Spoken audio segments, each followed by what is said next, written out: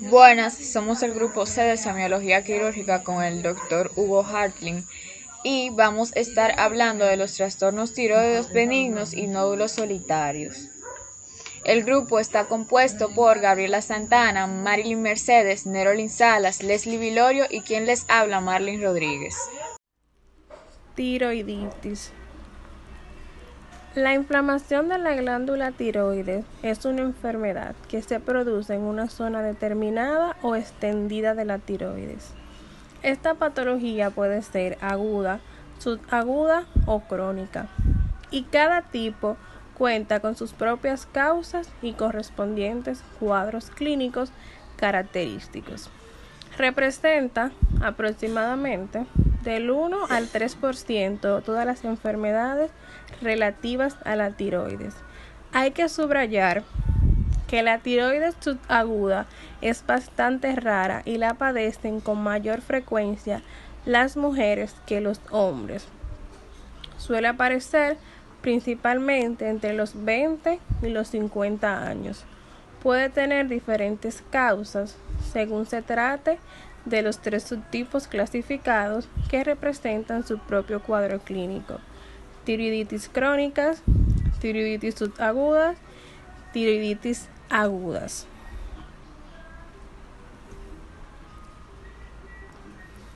Tiroiditis de Hashimoto es la causa más frecuente de hipotiroidismo. Da lugar a una destrucción progresiva del tiroides como consecuencia de fenómenos de autoinmunidad.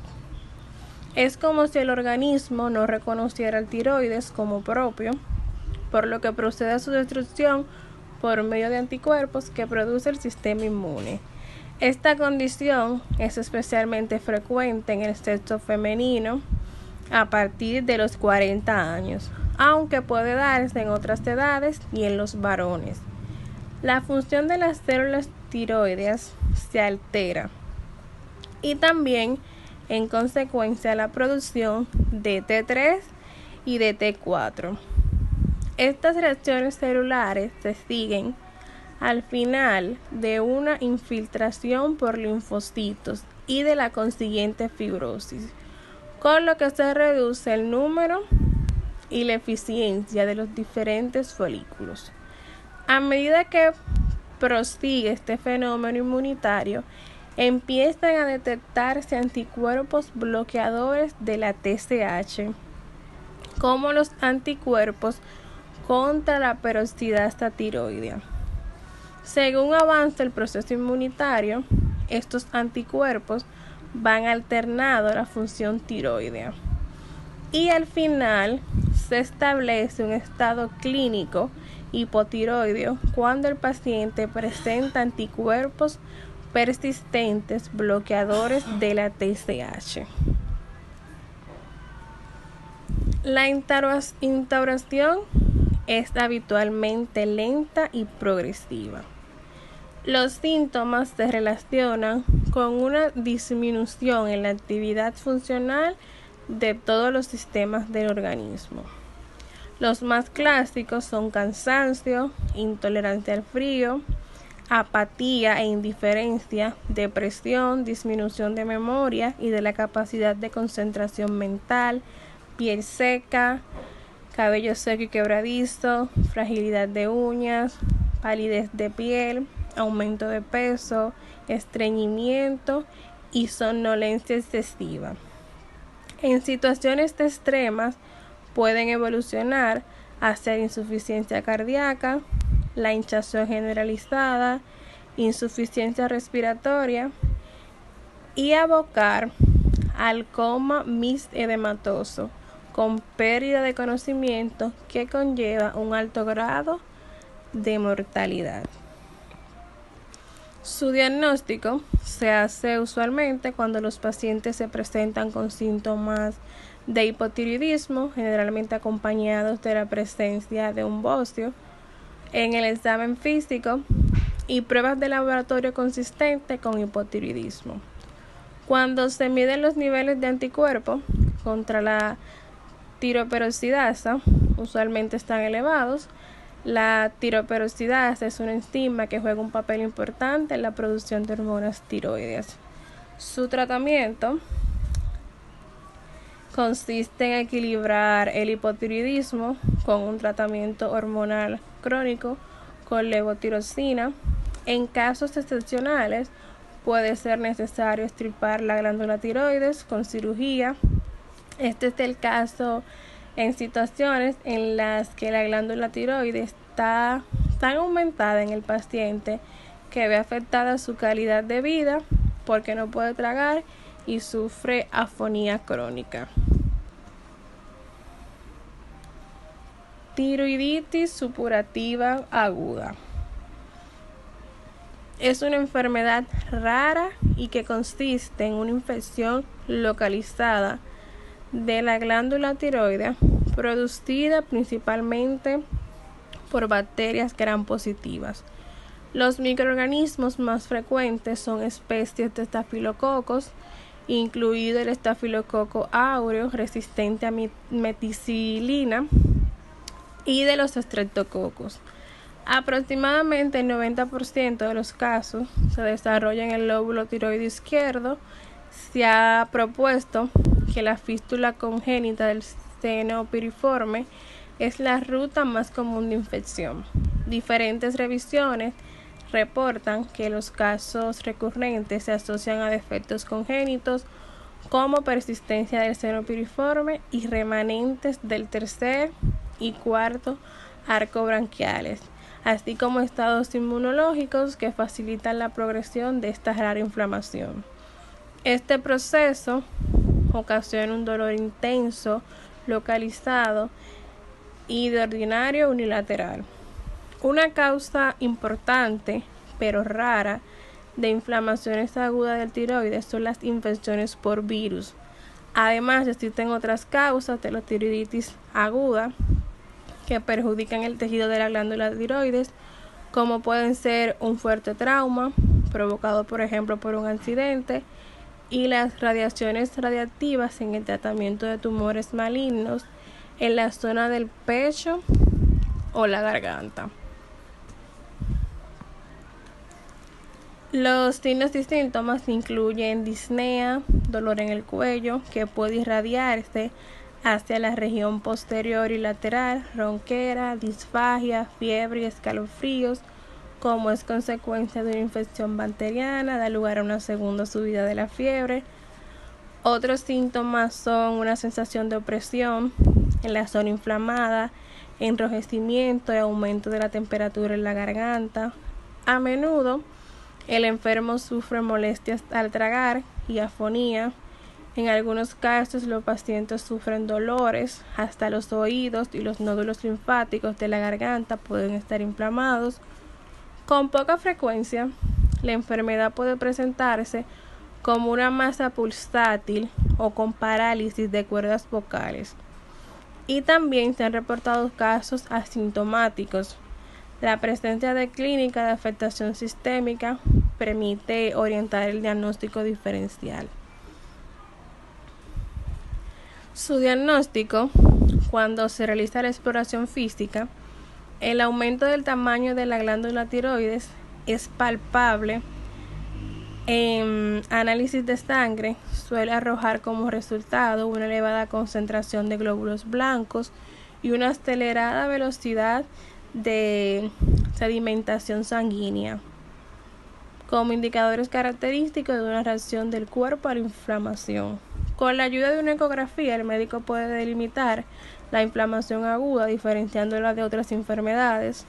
Además, también es posible ver abscesos purulentos que se han podido formar como consecuencia de una infección bacteriana. En su tratamiento, el paciente debe comenzar con reposo. Los paños fríos en la garganta inflamada alivian los dolores. Si la causa ha sido provocada por una infección bacteriana, se recetarán antibióticos y medicamentos de cortisona que pueden ayudar a que la inflamación baje rápidamente. Tiroiditis subaguda.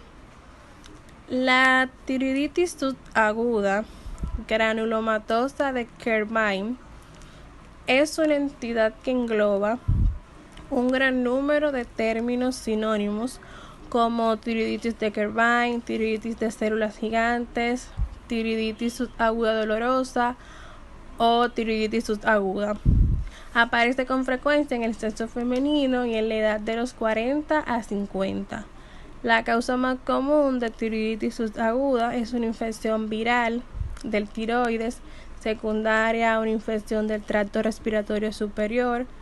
Suele presentarse en brotes con prodromos de tipo vírico y con una distribución estacional, más frecuente en verano y otoño.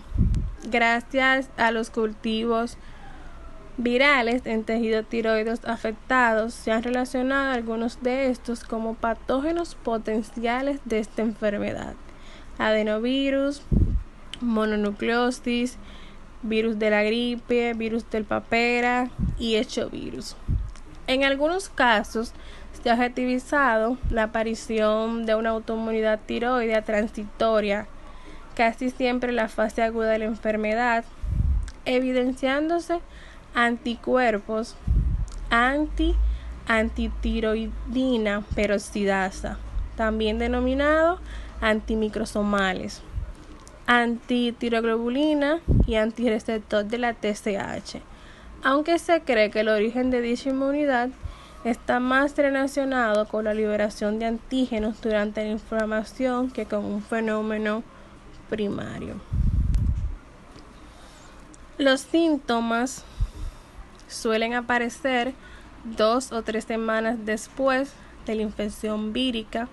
En cuestión de horas o pocos días, la glándula tiroides se inflama y el paciente padece dolor en el cuello que se puede irradiar a oídos, mandíbula y garganta, malestar general, fiebre, molestias al tragar y una sensación de opresión en la garganta que se acompaña de afonía. La aparición del dolor puede ser de forma brusca o prolongarse varias semanas antes de sospechar el diagnóstico, pudiendo englobar a toda la glándula, un lóbulo o parte de un lóbulo. Al contrario de lo que sucede en la tiroiditis aguda, en la subaguda los nódulos linfáticos no están inflamados. Es común sufrir al inicio de la enfermedad una ligera hiperfunción de la tiroides, que suele estar acompañada por una fuerte producción de hormonas tiroides y sus correspondientes síntomas como ansiedad,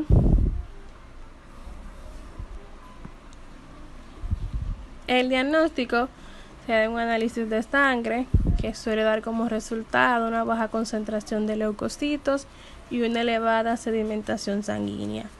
Otro procedimiento de exploración es la cintografía, que puede servir para reforzar el diagnóstico. La aspiración con aguja fina resulta a veces diagnóstica si se observan las células epiteliales gigantes como la de cuerpo extraño, características de la lesión. En el tratamiento, el 80% de los casos, la tiroiditis aguda se cura sola. Como ayuda pueden tomarse antirreumáticos no esteroides como el ácido acetilsalicílico o los glucocorticoides. Antiinflamatorios no esteroides son suficientes para el dolor leve a moderado. En casos severos, la prednisolona, bloqueadores beta como el propanolol son útiles en la fase tirotóxica. Si la fase de hipotiroidismo es prolongada, pues levotiroxina. Bostio de Riedel. La tiroiditis de Riedel es una inflamación tiroidea característica por una fibrosis invasiva que destruye la glándula tiroidea, extendiéndose hacia estructuras adyacentes del cuello. La tiroiditis de Riedel es la enfermedad más rara de todas las tiroiditis. Es un proceso de tipo fibrótico, manifestándose como un bocio indoloro, insidioso, que involucra la glándula tiroides y tejidos aledaños. produciendo síntomas locales por compresión de esófago, tráquea, venas del cuello, nervios laríngeos recurrentes o músculos pestinos. Inicialmente se pensaba que se trataba de una etapa terminal de la tiroiditis de Hashimoto o de la tiroiditis granulomatosa crónica. Es más frecuente en el género femenino entre los 23 y 77 años de edad. Se cataloga dentro de un grupo de trastornos idiopáticos conocidos como fibroesclerosis inflamatoria, siendo el tipo de tiroiditis crónica menos frecuente. Se desconoce su etiología, aunque se cree que es la manifestación local de una enfermedad sistémica. No existe una evidencia de que su origen se deba a un proceso autoinmune, aunque presente células mononucleares, vasculitis dentro del tejido fibroso y anticuerpos antitiroideos elevados. Este tipo de tiroiditis infrecuente está caracterizado por la inflamación severa y el reemplazo del parénquima tiroideo normal por un infiltrado de tejido conectivo fibroso que destruye parcialmente la glándula tiroidea y se disemina más allá de la cápsula tiroidea a estructuras adyacentes del cuello. Puede incluso afectar a las glándulas paratiroides. No afecta nunca piel ni ganglios linfáticos. Clínicamente se presenta como una masa de rápido crecimiento, consistencia dura, que comprime estructuras cercanas.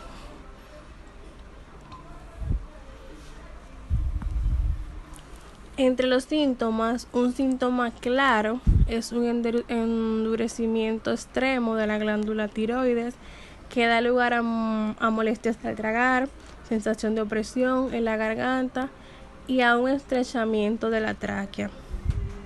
Otros síntomas son bocio de crecimiento progresivo, simétrico o no, muy duro, inmóvil, que produce compresión y englobamiento de las estructuras vecinas, ocasiona disnea, disfagia y disfonia, hipotiroidismo primario en algún momento en el curso de la enfermedad, en el 25 al 80%, no existe proliferación de células cancerígenas, por lo que esta tiroiditis no tiene relación cancerígena.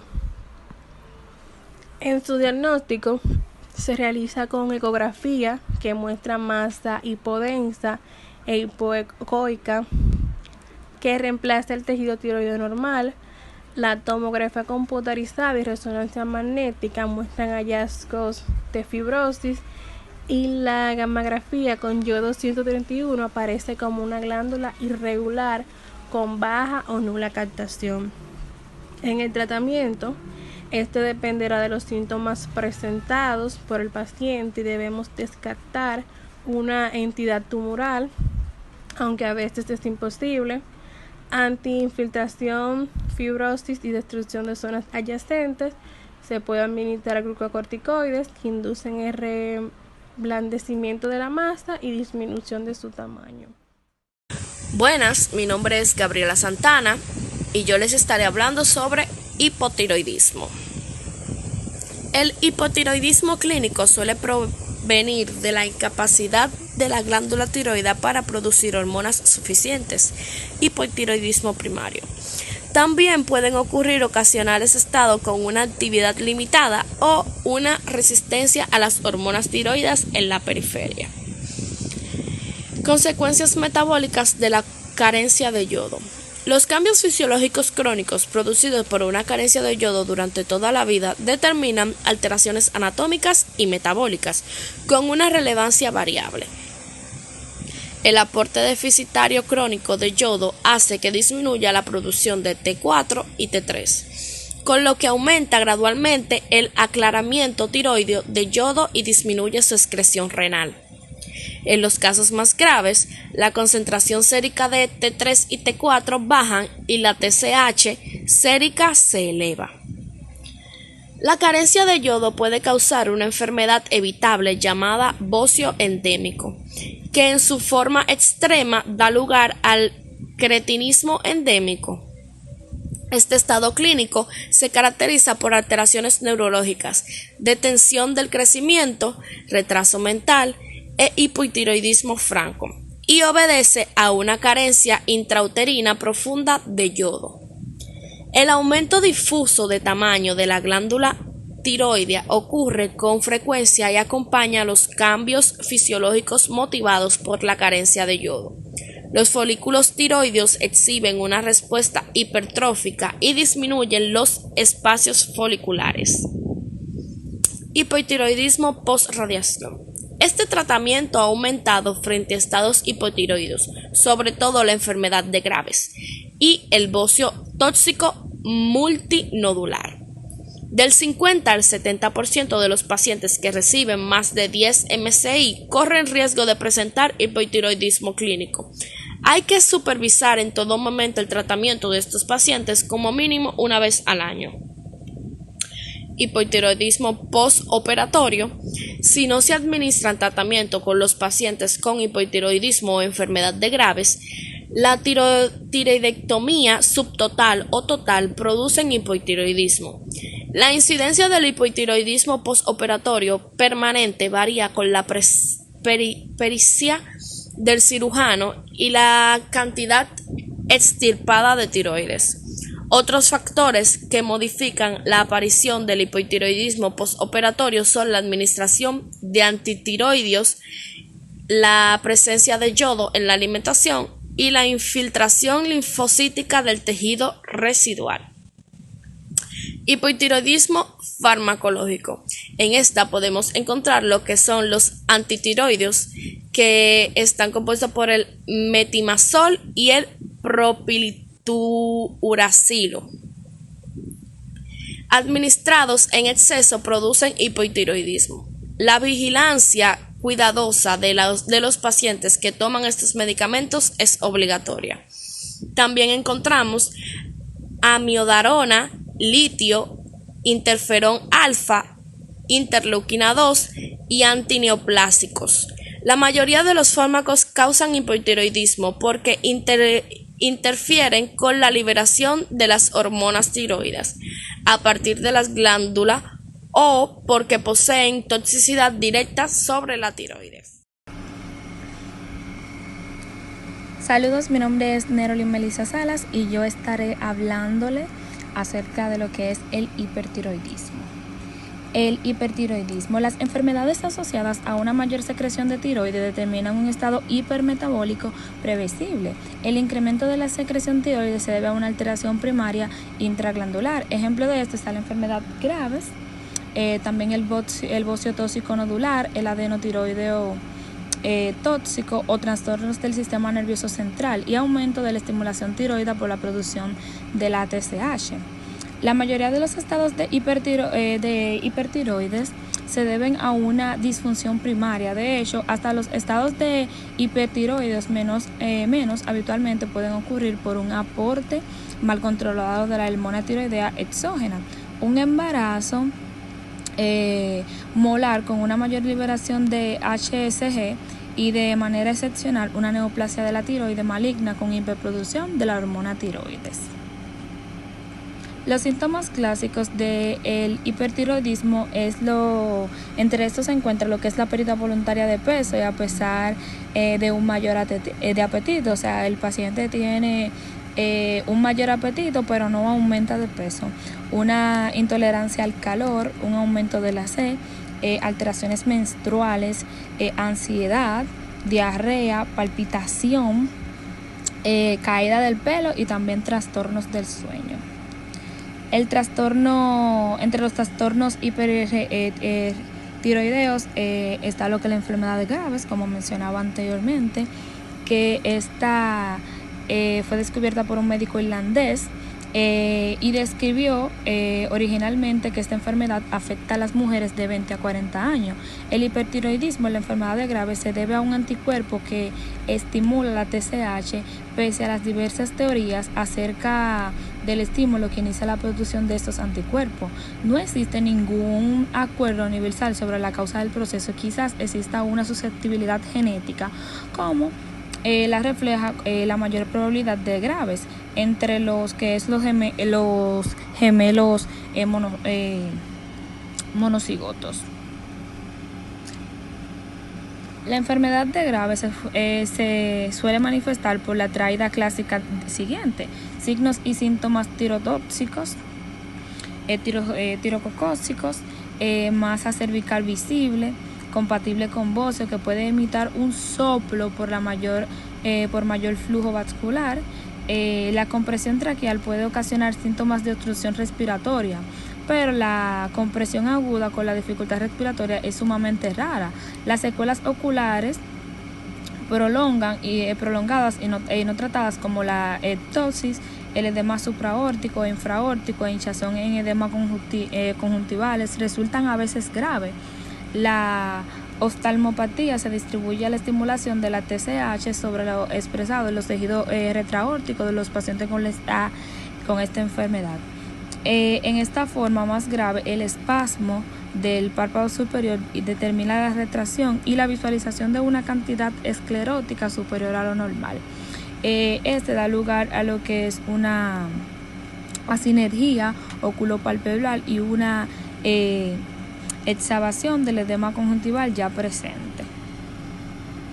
El bocio tóxico-nodular y el adenotóxico.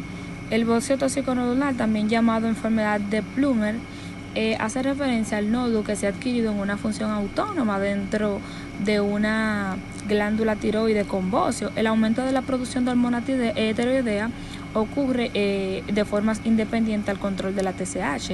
Los pacientes suelen mostrar una evolución más leve y también más que los que de la enfermedad de Graves. La tiroides de estos pacientes puede aumentar de manera difusa de tamaño y asociarse también con los bocios retroesternal. El diagnóstico de este es una masa tiroidea lisa con signos y síntomas tirotoxicósicos. Indican el diagnóstico hipertiroidismo. El estudio cofectivo se basa en la extensa anamnesis, la exploración física y la prueba de la función de los tiroides. Además, los niveles elevados de la T3 y la T4 se observan niveles disminuidos indetectables de la TSH. Según la causa de hipotiroidismo, se encuentran anticuerpos antitiroides o no. En la enfermedad de Graves, la gammagrafía revela la hipercantación de la glándula frente a lo que ocurre con el nódulo hiperfuncional o con lo que es el abuso de la hormona tiroidea exógena o la tiroiditis. La ecografía del cuello permite evaluar ya sea la referencia clínica cuando se planifica la intervención quirúrgica, pero se recomienda prudencia ante lo que es la administración de medios para controlar por vía intravenosa si no se ha tratado lo que es la hipertiroidismo. El tratamiento, cuando se ha establecido el diagnóstico del hipertiroidismo, se inicia la seguida del tratamiento para así entonces que se mejoren los síntomas del paciente y reducir la síntesis de hormona tiroidea. Se conocen varias modalidades terapéuticas eficaces. La selección del preparado depende del grado de tirotoxicosis y otros factores del paciente. Los enfermos con tirosicosis muestran una hiperestimulación adrenérgica. Los efectos adrenérgicos periféricos de la tirotocosis pueden modular los betabloqueadores, como lo que es el propanolol, que debe iniciarse sobre todo si el paciente sufre de lo que es taquicardia o es mayor es mayor. Los betabloqueadores no inhiben directamente la síntesis de hormona tiroide, a pesar de que mejora los síntomas adrenérgicos como lo que es la taquicardia, el temblor, la ansiedad y todo eso. O sea, los betabloqueadores sirven para mejorar estos síntomas en los pacientes con hipertiroidismo. En primer lugar, vamos a hablar del bocio multinodular. El término del bocio multinodular se describe o se refiere a un aumento de tamaño difuso y heterogéneo de la glándula tiroidea. Los signos y síntomas iniciales van a comprender un aumento difuso del tamaño de la tiroides. Normalmente también podemos apreciar una nodularidad asimétrica de esta masa. ¿Y cuál es la causa de esta masa? Simplemente carencia de yodo. Normalmente al principio la masa va a determinar un estado eutiroideo, pero conforme se va agrandando pueden elevarse tanto las cifras de T3 como de T4 y producir obviamente un hipertiroidismo clínico gradual. El estudio diagnóstico va a pasar por una evaluación de los resultados de las pruebas de función tiroidea. Tanto en la ecografía como en la gamografía vamos a ver sustancia tiroidea heterogénea. Los nódulos con poca captación pueden aparecer como lesiones sospechosamente malignas. Es importante resaltar que la incidencia del carcinoma en el bocio multinodular puede variar entre un 5 y un 10% de los pacientes que presentan esta patología. Ahora vamos a estar hablando acerca del bocio retroesternal. Debemos de saber que este se conoce como una extensión intratorácica de una tiroides agrandada y normalmente el bocio retroesternal se va a deber a un bocio multinodular. La mayoría de los bocios intratorácicos o retroesternales se van a denominar secundarios porque, como le acabo de mencionar, son agrandamientos o prolongaciones de bocios multinodulares ya establecidos debido a la vasculatura tiroidea inferior. Este bocio va a descender hacia el mediastino anterior. Se denomina bocio retroesternal primario, que se ve solamente en el 1% de los casos, a los que son consecuencia de un tejido tiroideo aberrante situado en el mediastino anterior o posterior, dependiente de la vasculatura intratorácica y no de la arteria tiroidea inferior. Yo también les voy a estar hablando acerca de la evaluación de un nódulo tiroideo. En primer lugar, debemos de recordar que un nódulo tiroideo es una lesión intratiroidea concreta y definible desde el punto de vista radiológico. Hay muchos nódulos tiroideos que no se van a palpar y no todas las lesiones tiroideas palpables se van a corresponder a una lesión concreta definida en las pruebas de imagen. Solo se puede clasificar como nódulo tiroideo el que se puede ver en una prueba de imagen. Aunque los nódulos tiroideos sean frecuentes, la mayoría de estos no van a requerir ninguna intervención y son pocos los que precisan una recesión tiroidea.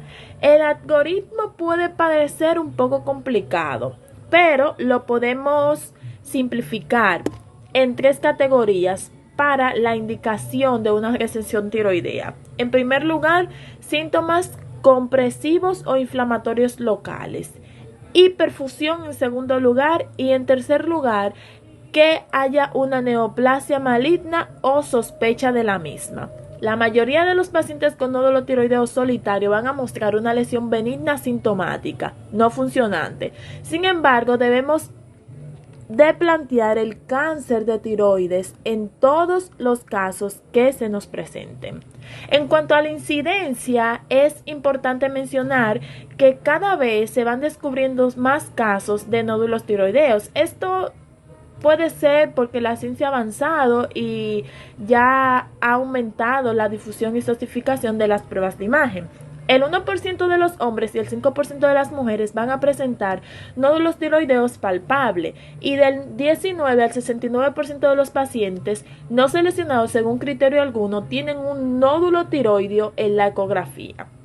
La frecuencia de estos nódulos tiroideos palpables y no palpables van a aumentar con la edad y la mayoría de ellos son benignos y un 5% corresponden a cáncer de tiroides.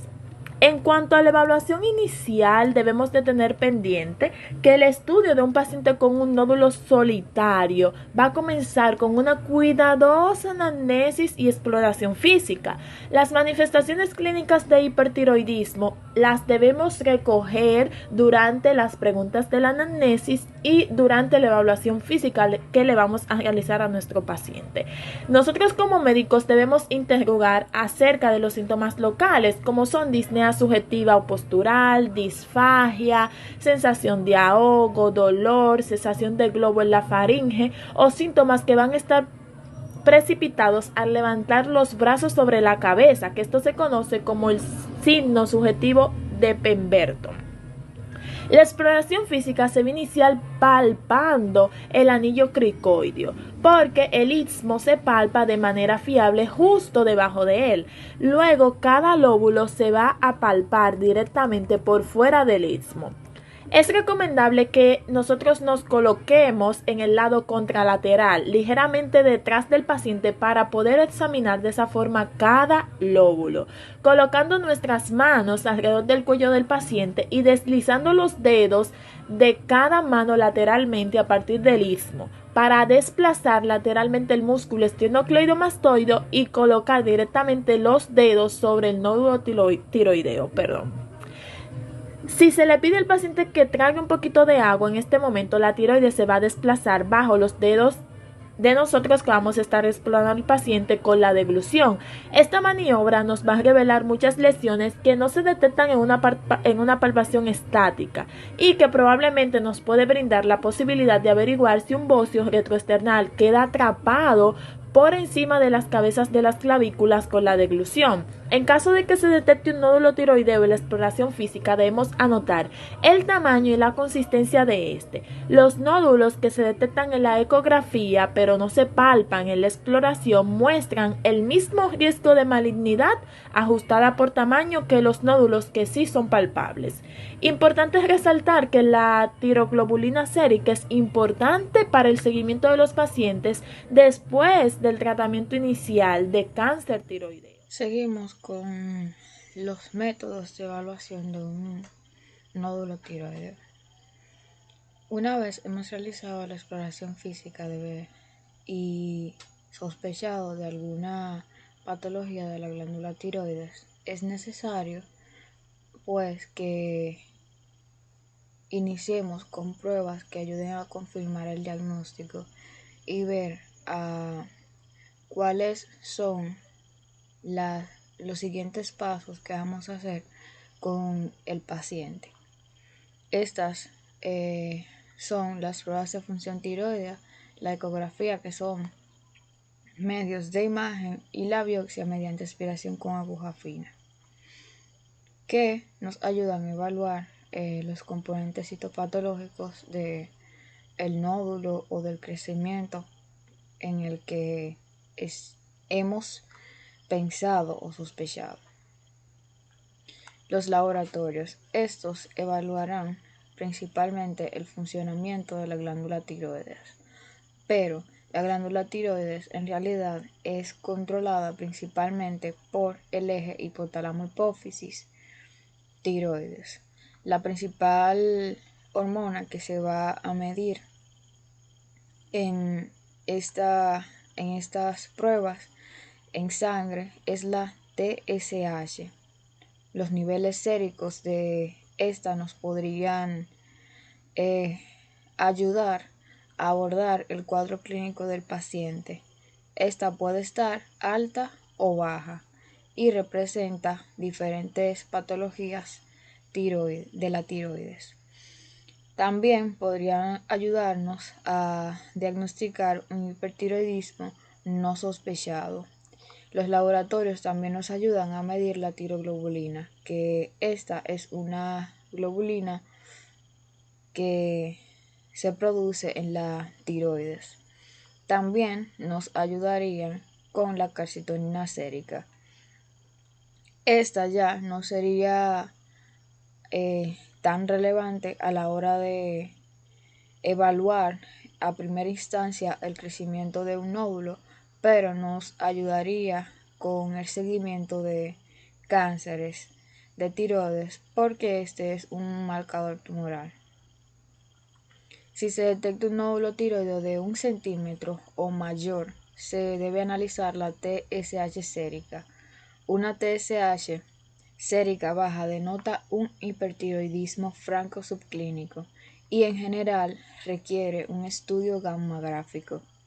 La TSH sérica baja también se correlaciona con una menor probabilidad de malignidad en un nódulo tiroide y con hipotiroidismo de Hashimoto, que es una de las patologías benignas de la glándula tiroides.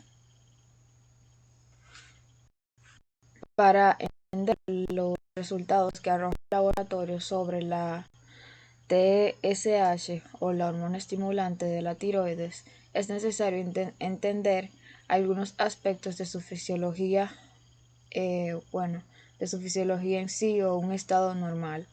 La TSH es una hormona que es segregada o liberada por la hipófisis anterior o adenohipófisis. Pero esta adenohipófisis es estimulada por el hipotálamo por medio de la hormona liberadora de tirotropina.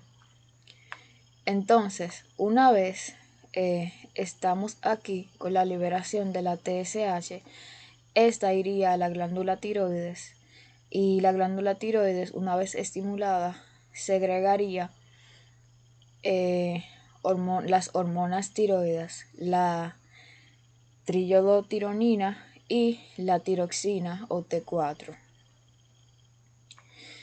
Bien, cuando nosotros vemos una TSH baja en la sangre, podríamos sospechar de hipertiroidismo.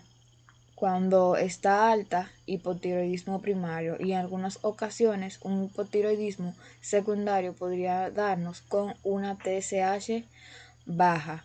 Bueno, una TSH baja en sangre podría encontrarse en un hipotiroidismo por una hipofunción o una disfunción de la hipófisis anterior o de la adenohipófisis. En este caso, no solo la TSH estaría baja, sino también que las hormonas tiroides estarían bajas también. La TSH baja en un hipertiroidismo.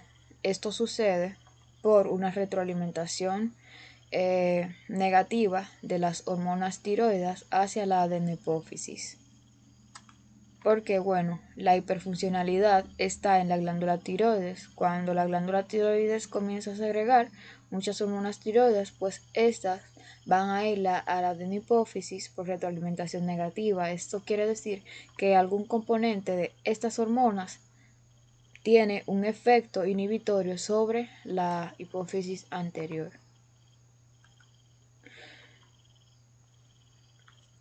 Ya con las pruebas de imágenes tenemos la ecografía. Esta es considerada el estudio de preferencia para evaluar un nódulo tiroideo, porque ofrece una valoración anatómica y también porque hay muchas características anatómicas que podrían darnos o ayudarnos a diferenciar o sospechar sobre malignidad en el crecimiento de un nódulo tiroideo. Y pues, ¿a qué debemos indicar una ecografía? A todo nódulo no tirotóxico. Las ventajas de la ecografía es la portabilidad, el coste-efectividad y que no hay radiaciones ionizantes. En la clínica tiene un extraordinario valor cuando el paciente recibe tratamiento conservador porque determina de un modo reproducible si el nódulo ha aumentado de tamaño o tiene características de malignidad, las cuales se podrían clasificar como alta, baja o intermedia.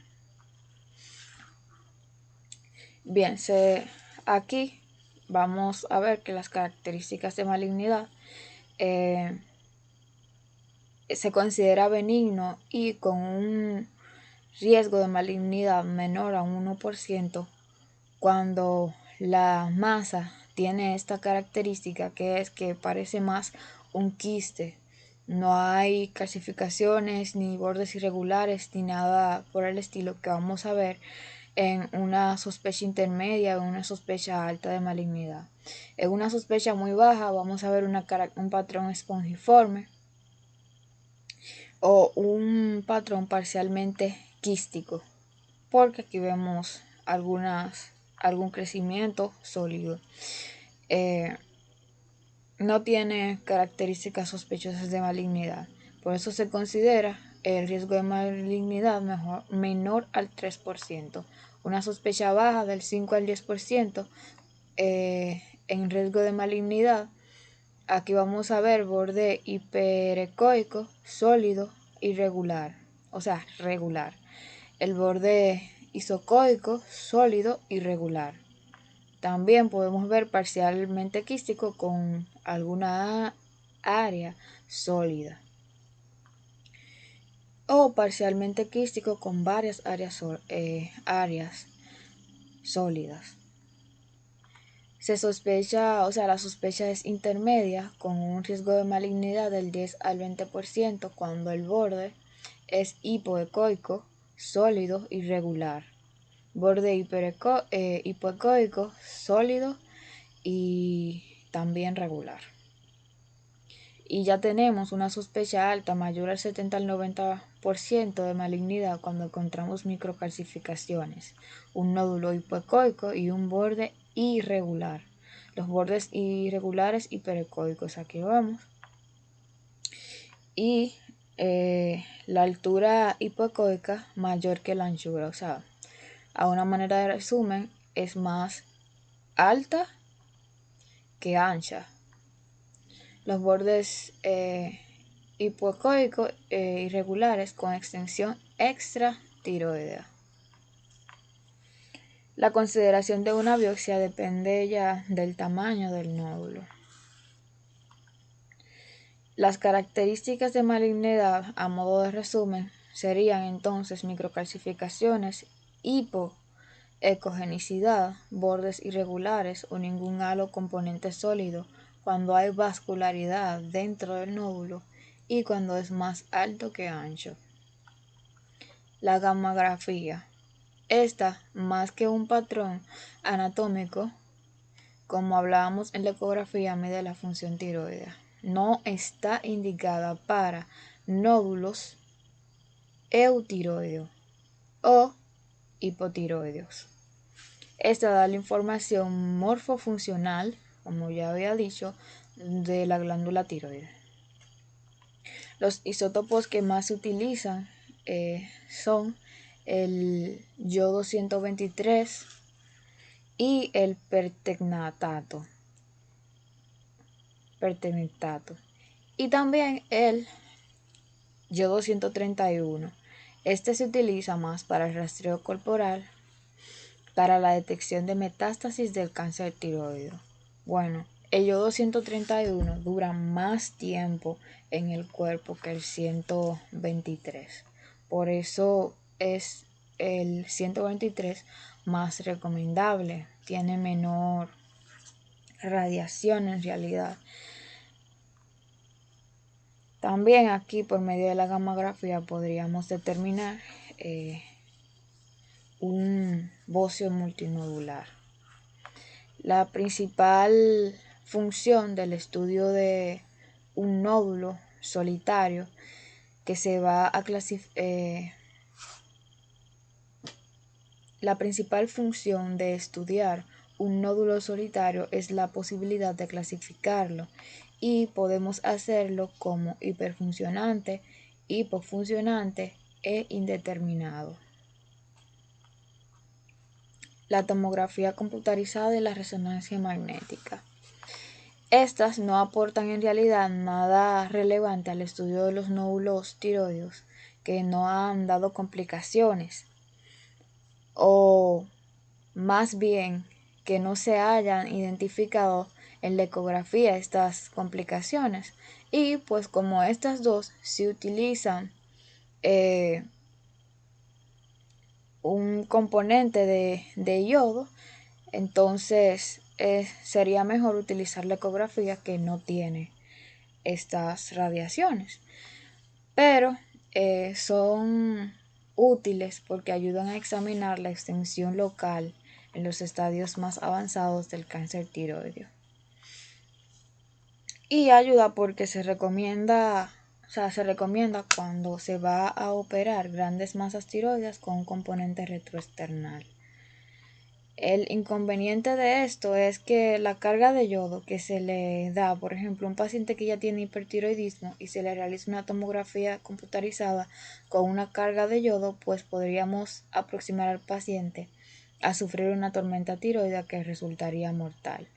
Se recomienda, 4 semanas después de una tiroidectomía se puede realizar una tomografía computarizada para hacer o asegurarse la resección de un cáncer. El otro método ya es la biopsia por aspiración con aguja fina. Esta no se hace cuando el nódulo tiene menos de 1 centímetro, a menos que el paciente tenga antecedentes familiares de cáncer de tiroides o antecedentes de exposición a resonancia. ¿Cuándo se considera la AAF? Cuando el nódulo es de 1.5 o mayor en centímetros. Los resultados que arroja la biopsia, los resultados citopatológicos, pueden ser interpretados en los criterios de Bethesda. Estos tienen 6 categorías y de acuerdo a la categoría en la que caiga, pues también sería encontrar un tratamiento habitual. En la categoría 1, cuando no se diagnostica, se recomienda repetir. En la 2, cuando se considera benigna, solamente seguimiento clínico.